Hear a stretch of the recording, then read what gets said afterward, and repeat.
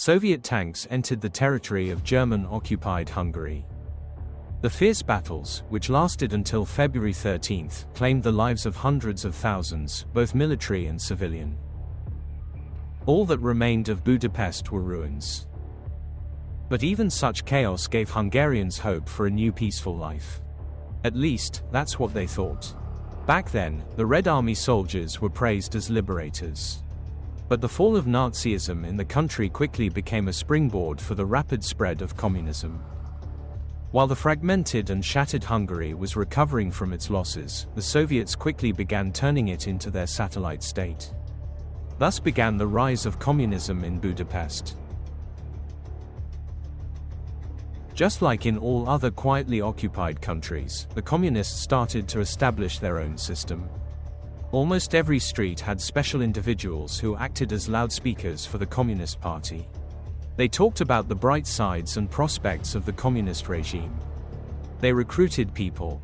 This is how they prepared for the upcoming elections. Hungarian Secret Service AVO actively assisted in this. Some people, mostly intellectuals and the Budapest elite, knew what awaited them if the Moscow regime came to power. These were the first targets of the secret police. Their voices were quickly silenced. All around me, the communist propaganda machine was sounding off, telling how communism would liberate all of us. At school, we learned Russian, attended various clubs, and became pioneers. I was young and did not know what propaganda was. My mother explained to me that not all words can be true. Then I began to listen carefully. After the war, democratic elections were held in Hungary. But even the propaganda machine did not help the communists gain primacy in parliament. They received only 17% of the vote. That number was catastrophically too small to seize power and create a one-party system of governance. Communism seemed an unattainable goal in such scenarios. Although in Moscow, they had no intention of surrendering just like that. And they figured out how to get people's votes.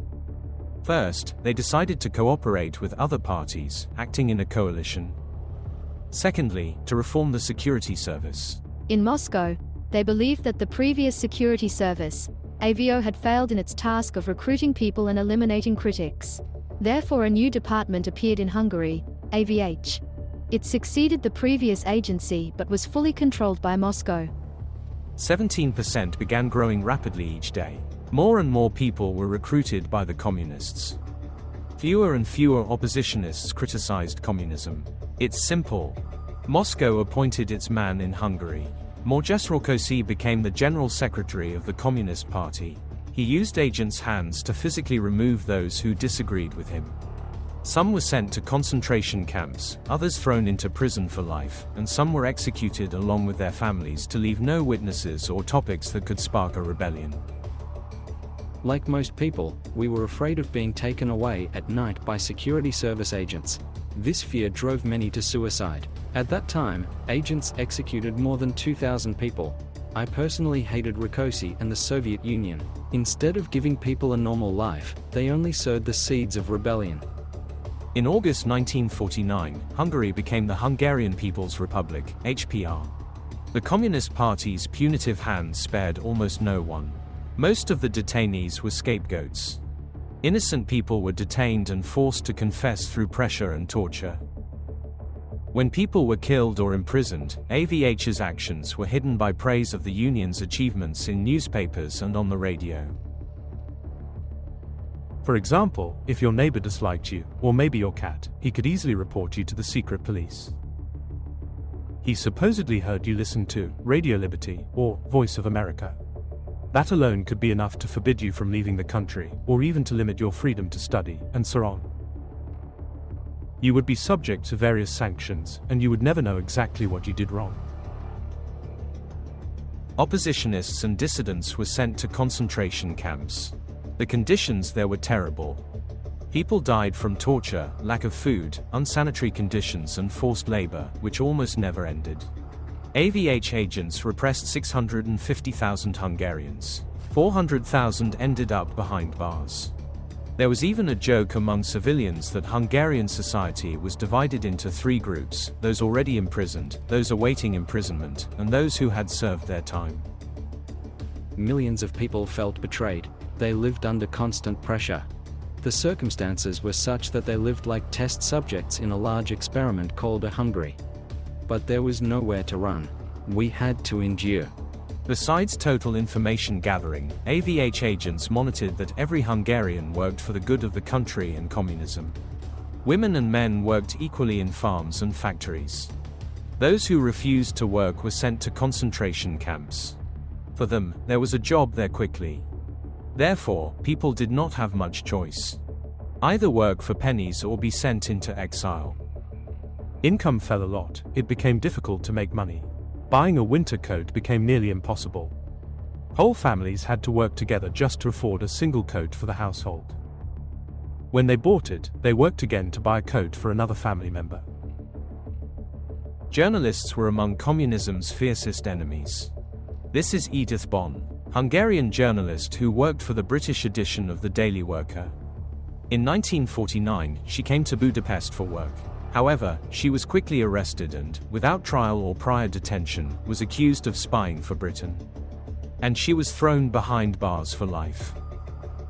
Edith was kept in solitary confinement without the right to visit guests and go outside.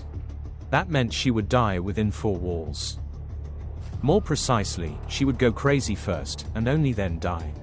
To keep that from happening, she recalled poems, plots, books, and did mental exercises in geometry and linguistics. For weeks, she braided towel threads into a rope to pull out the metal bolt from the door, sharpened it on the concrete floor, and made a small hole to watch movement in the corridor. This helped keep the mind in good shape. She was released from prison in 1956 in the last days of the revolution. She recalled those days behind bars with tears in her eyes. I don't think the Hungarians can resist the power the Russians possess by force. But I also don't believe that a government, merely an agent of a foreign occupier, can rule a country against the will of 98% of its people. In March 1953, Stalin died, the embodiment of fear and terror in socialist countries. The regime in Hungary has weakened a little. After all, the harsh hand of the Kremlin punished the disobedient only by order of Stalin. People gained hope for a normal life, without fear of being arrested or shot. When Stalin died, we truly thought things would change for the better. All of Hungary hated him. Stalin's death was a relief for us. For a while it got easier. In 1953, the government of tyrant Morzsász Rákosi was removed and Imre Nagy took his place. He didn't just loosen his grip, but also moved people's lives more toward democracy. Conditions in concentration camps have improved. People stopped dying there in large numbers. The secret services no longer attacked every passerby who listened to Voice of America or Radio Liberty. He gradually turned communism into an attractive ideology that had every chance of success.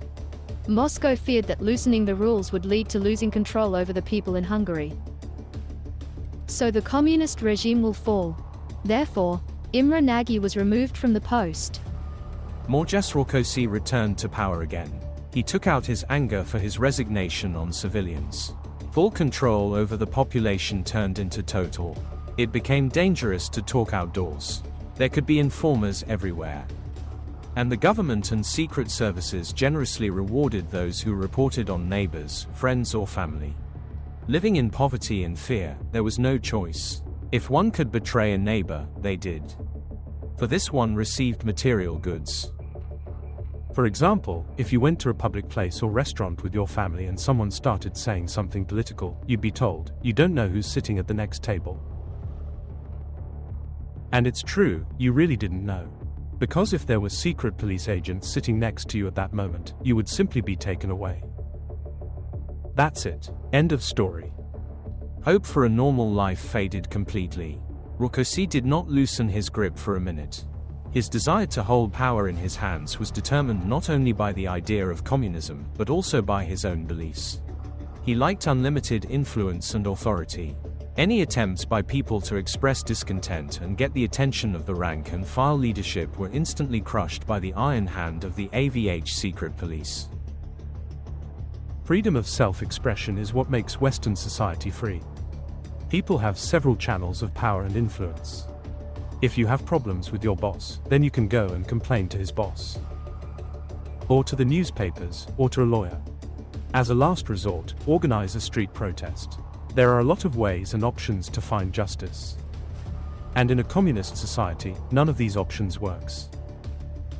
On October 23, 1956, the Hungarians finally dared to protest.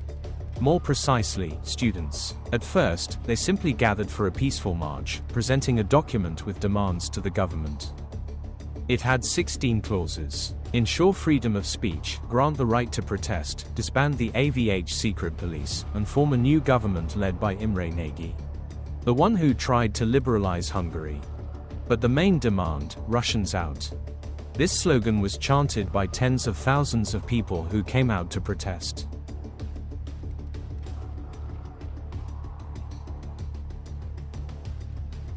The government could not allow such lawlessness and displays of willpower under any circumstances.